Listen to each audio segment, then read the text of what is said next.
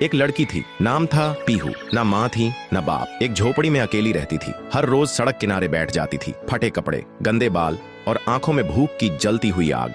लोग आते जाते, कोई दान देता, कोई थूक के चला जाता, लेकिन पीहू कुछ अजीब थी। जिसने उसे खाना दिया उसके हाथों में फूल खिलते थे, और जिसने उसे नजरअंदाज किया या हंस के निकला, कुछ ना कुछ उसका कट के ही रहता था। एक दिन शहर का सबसे बड़ा ठेकेदार तिवारी सेठ को जोर से सूसू लगी थी।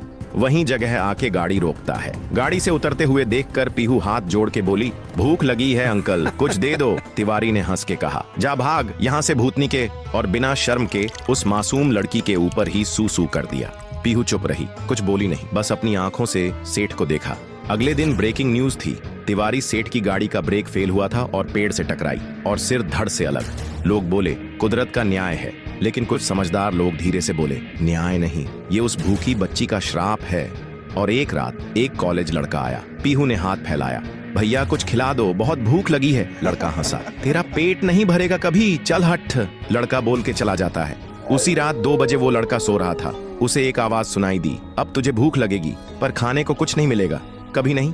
अगली सुबह लड़का पागल हो चुका था। हर प्लेट से खाना गायब, जो भी खाना रखता था सब गायब हो जाता था। उसकी जिंदगी से भोजन नाम की चीज ही गायब हो गई थी।